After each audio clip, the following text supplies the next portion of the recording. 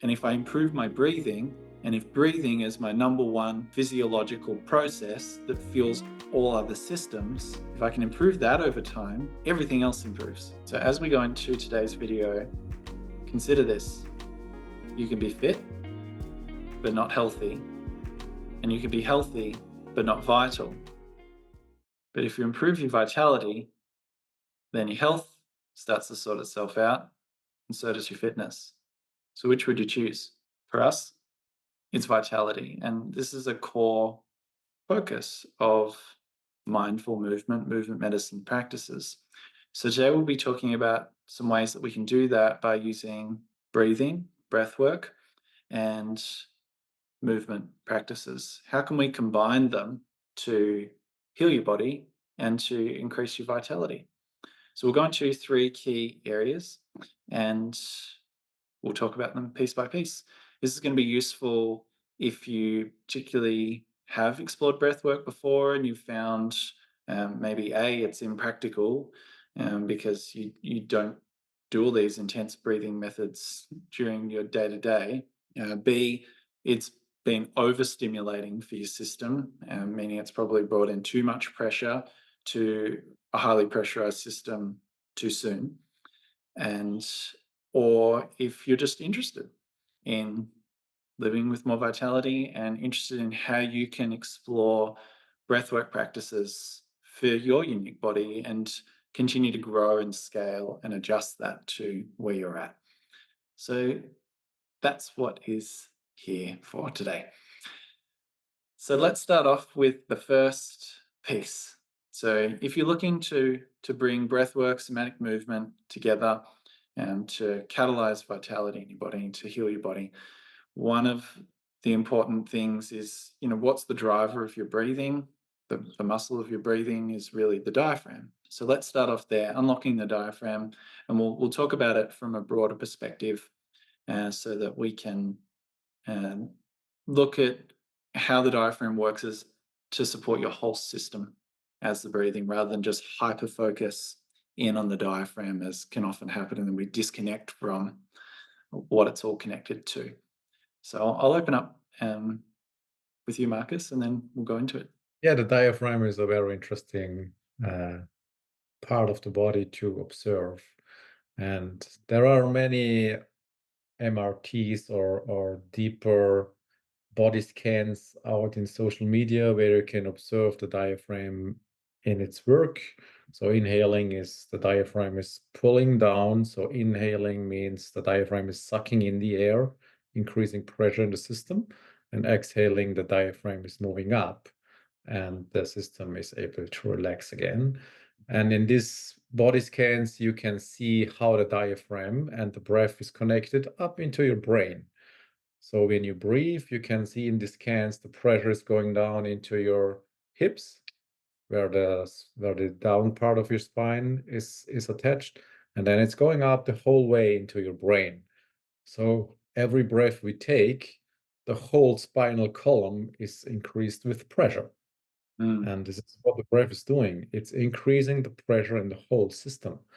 And when we are looking at babies or when we are deepening our awareness, we can feel the pressure increase into our little finger and into the pinky toe.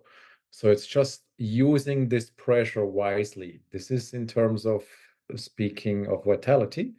This is coming back to a natural body in my observation. mm, And the funny thing with that is we can't push it because when, as you mentioned, when we are pushing it too early, we will putting more stress into a system which is already stressed. yeah, Yeah. And I think this is the fine line we have to be aware of. yeah. I really appreciate those perspectives of looking at, you know, we often talk about like if there is one thing that causes physiological change to your body, it's your breathing. It's like the highest priority need, more than water, more than food, like we can't live long without it.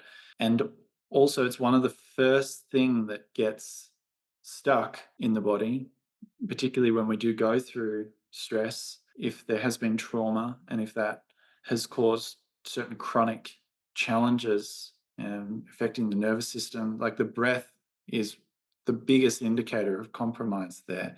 And then when we go into these, if we then go, oh, someone said breath work, I got to do breath work to XYZ benefit, and there's heaps and scientifically proven, none of that matters if if you're not then meeting the system with the appropriate level of care.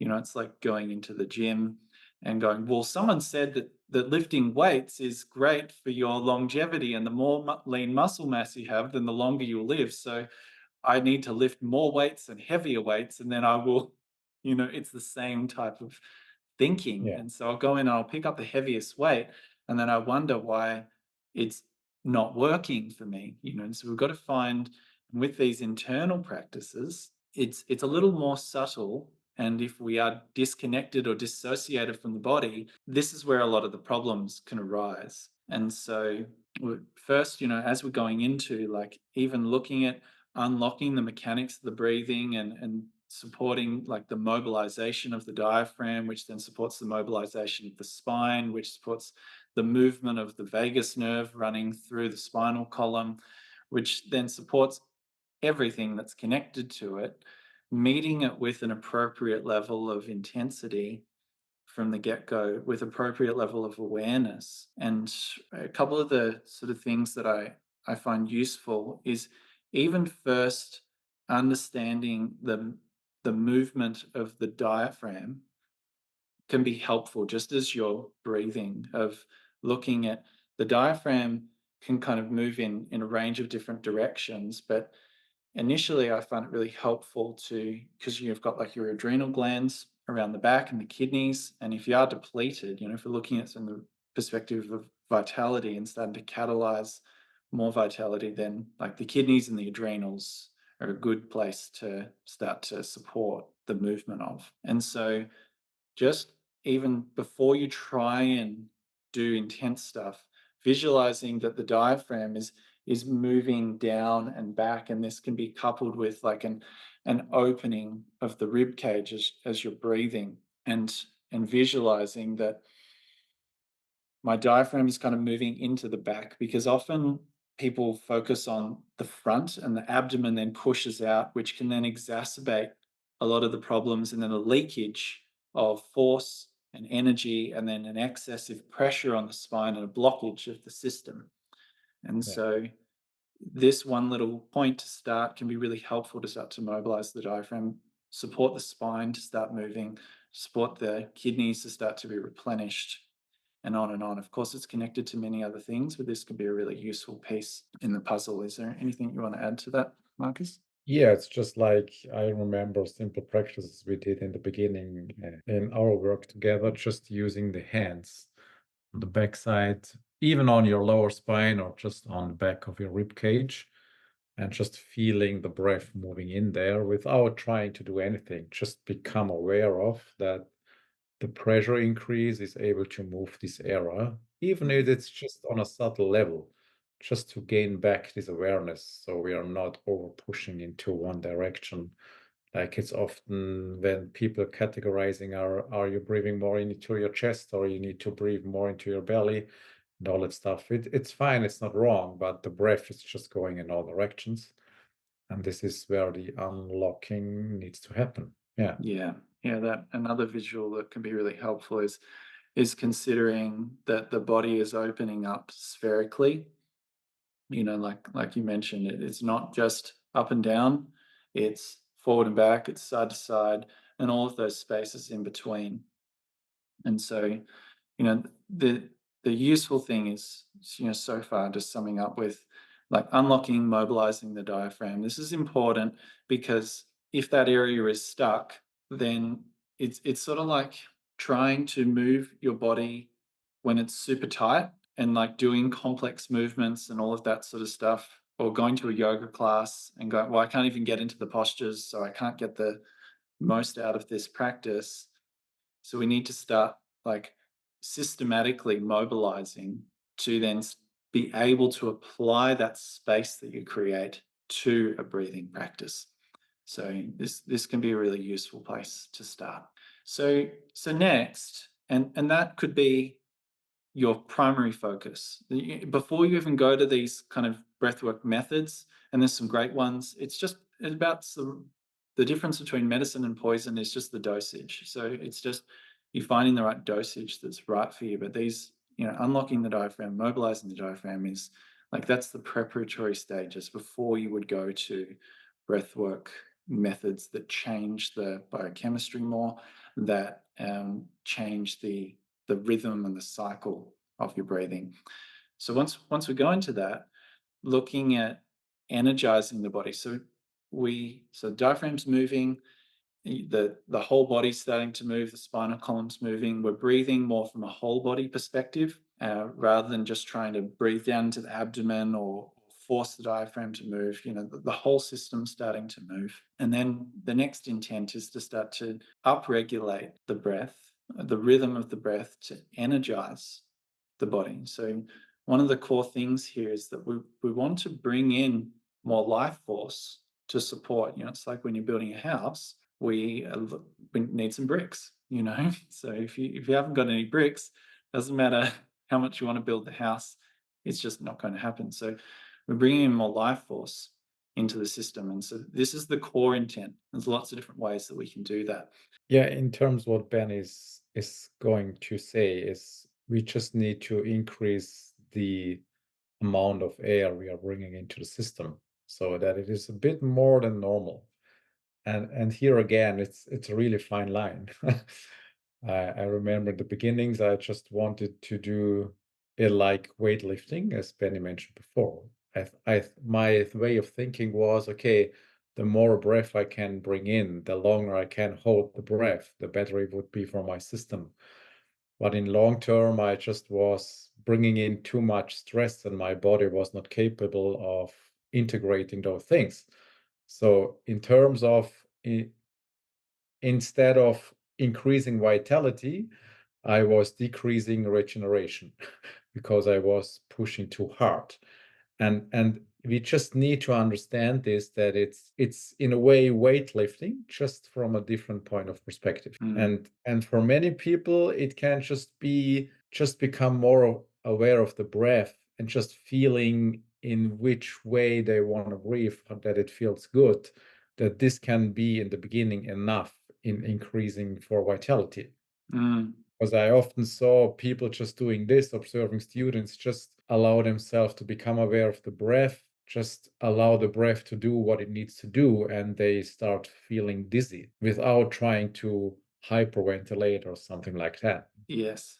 So in the beginning, it can just be that. And then bringing in some retentions, just holding it for 1 or 2 seconds after the inhale can be the start.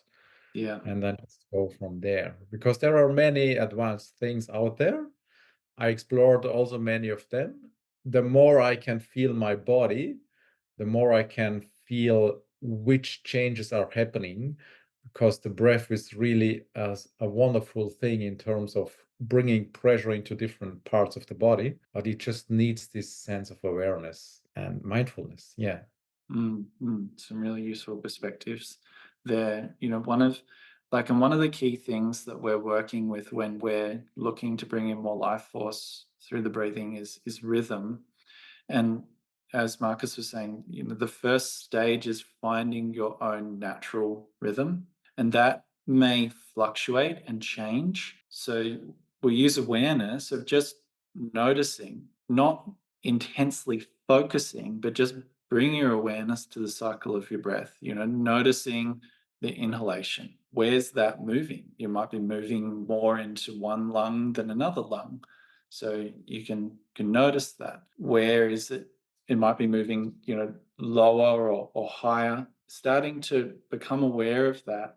And then also there's a de-stressing process that can happen just as your mind starts to come back to the present, starts to come back into the body. So then you might start to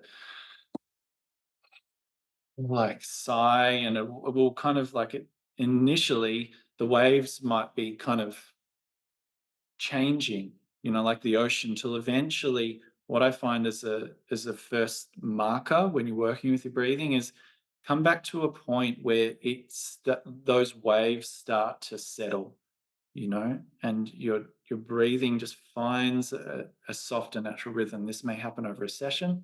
This may happen over a period of weeks or months, depending on how stuck your body is. And then from there, we can look at gradually up-regulating. And so when we look at that, one thing to look at is where, the depth of the inhalation, and then creating some pressure as we're releasing the breath. So we're gradually building up a bit of pressure in the system rather than it just like just letting it all out. We're looking to take in some air and create a smaller opening. So then the next breath starts to build up a little bit more pressure, a little more pressure. So we're bringing that pressure is the life force building up in the system.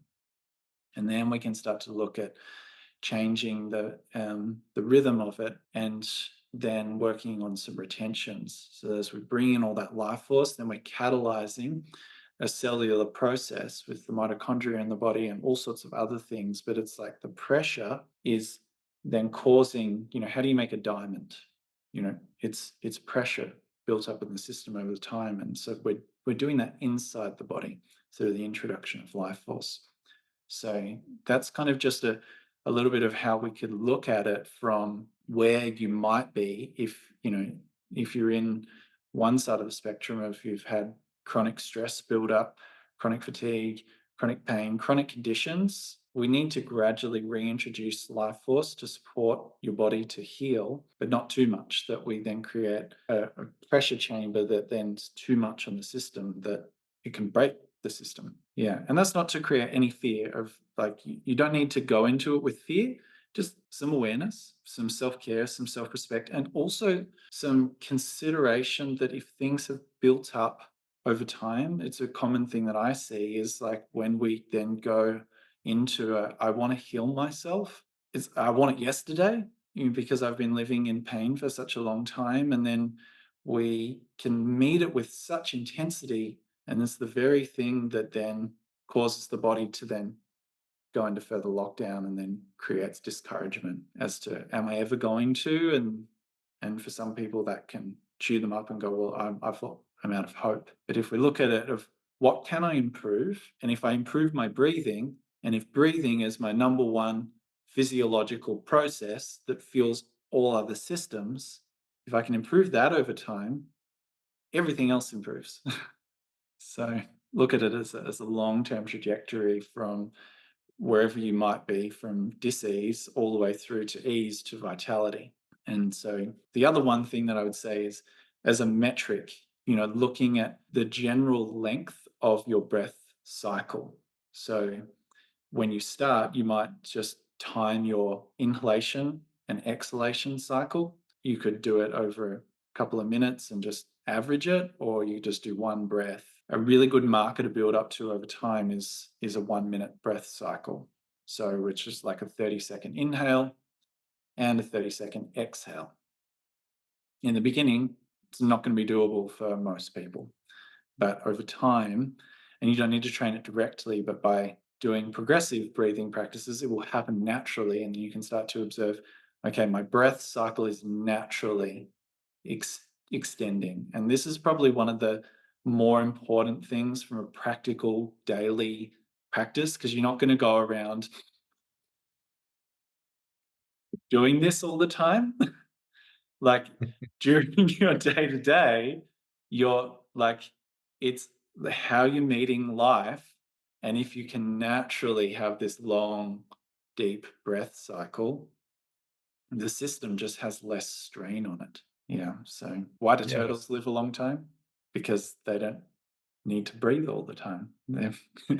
Yeah, I think there's this perspective also in martial arts or in yoga, where they say, okay, the time how long we live is just the specific amount of breath everyone has in this life.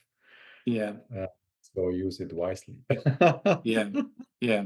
Yeah. That kind of builds on that turtle analogy of, yeah, if we can lengthen that breath cycle, everything just functions better. So all in all, just looking at that continuum, finding a natural rhythm, looking at finding some practices, and we'll maybe go through them more specifically over time as well. Using the rhythm, up-regulating the rhythm of the breath cycle. You can then explore some retention so that then the body can have more life force, and we create a catalyst for cellular regeneration to happen through the process of creating pressure in the system. In the bigger picture, we want to lengthen the breath cycle.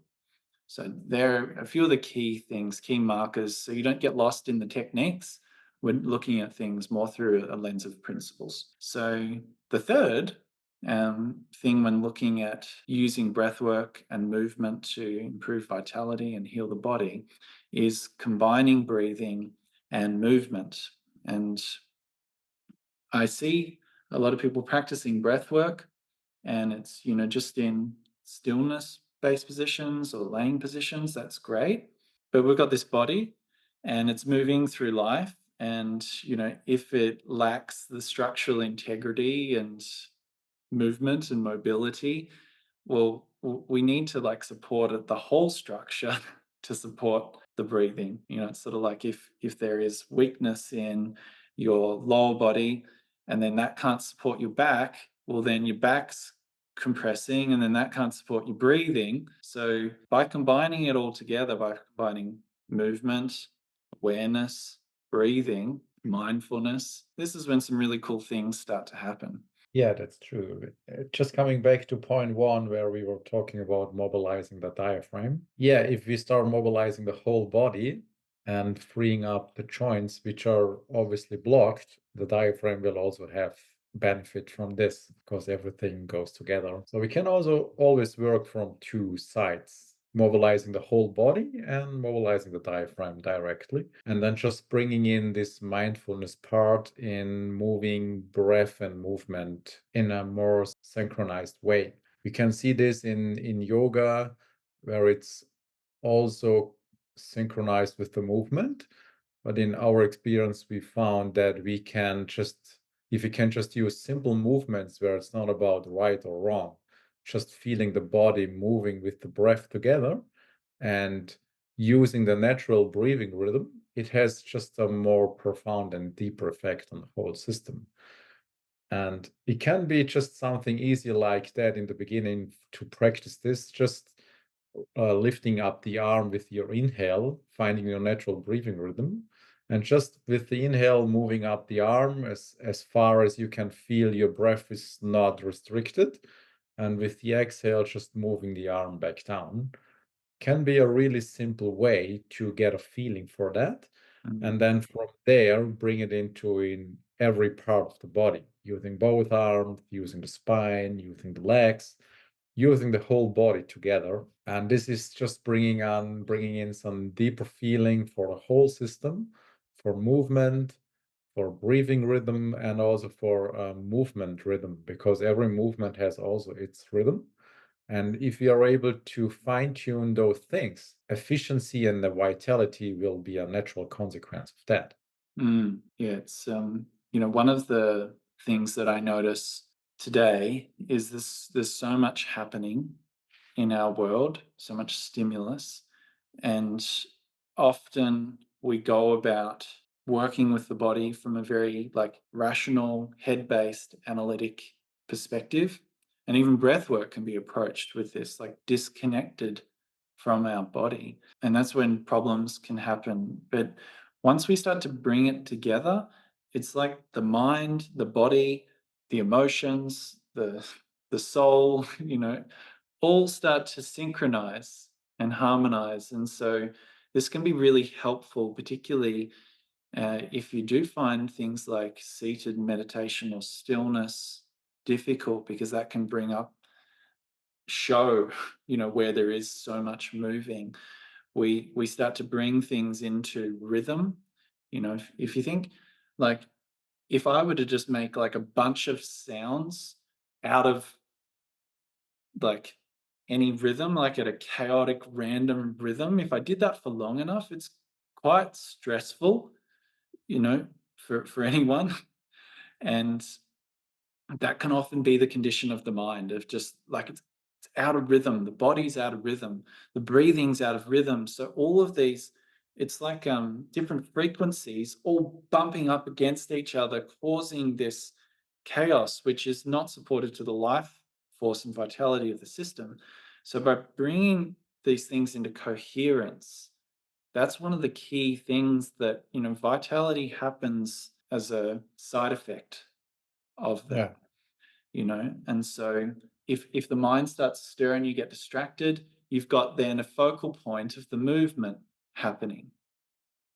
We can then, if the breathing starts to get labored, we can adjust. And that's one of the wonderful things I like about linking breathing and movement. Like, it can change, and it becomes an external visual process of you expanding your capacity to breathe, and then the stability of the mind as well as you start to work on it. So it might just be initially, like, as your breathing changes, like your movement changes, it starts shorter and shallower. And then over time, as it lengthens, the movement can also start to do that. And so, like, the whole system can expand together in this coherent way. And that's one of the things that I love about it. We find it really useful and effective when working with people, and it can be really simple, and it can grow over time. Yeah, that's true. I often see when there are 2 or 3 clients I worked with, they came in with also challenges with their balance. And just using those simple things we are talking today, within 2 or 3 weeks, they were able to stand on one leg again, which was not possible before. Mm, Just using those simple perspectives in bringing in more rhythm into the whole system, and balance is a natural consequence of that. mm. Just, yeah, as a personal observed experience I had several times already. Mm. So to sum up, if you are looking to explore, if you're interested in vitality, you're going to come across breathing at some point, and likely mindfulness and likely movement. We can combine them all to work together. That's the key thing. Rather than isolating all of these components that can be useful in that way, when we bring them all together, something really special happens to support the vitality. So as you're looking to do that, just consider what's happening at the movement of my diaphragm. Pardon me. All this talk of breathing is moving all the gases in my system. Yeah. So Mobile. going through a process of mobilizing your diaphragm and your burps, and looking at doing that progressively, looking at exploring ways to energize the body through upregulating gradually the rhythm of your breathing, and then looking at to explore ways where you can combine the breathing and the movement and the rhythm together as one. If you can do that in a consistent practice, look back over a week, a month, or a longer period, you will notice significant changes in your vitality, all of your organ health, your fascial health, the health of your nervous system, just the resilience overall as you navigate through life and stresses. Stresses start to they don't hit you as hard and kind of get stuck, and that then overflows into your world. So I hope this has been helpful for today. And if you do need any support on that, of course, we do offer that inside Movement Plus and our other courses. And so just reach out, and we're here to support that journey. Yeah, thanks for watching. See you soon. Bye bye.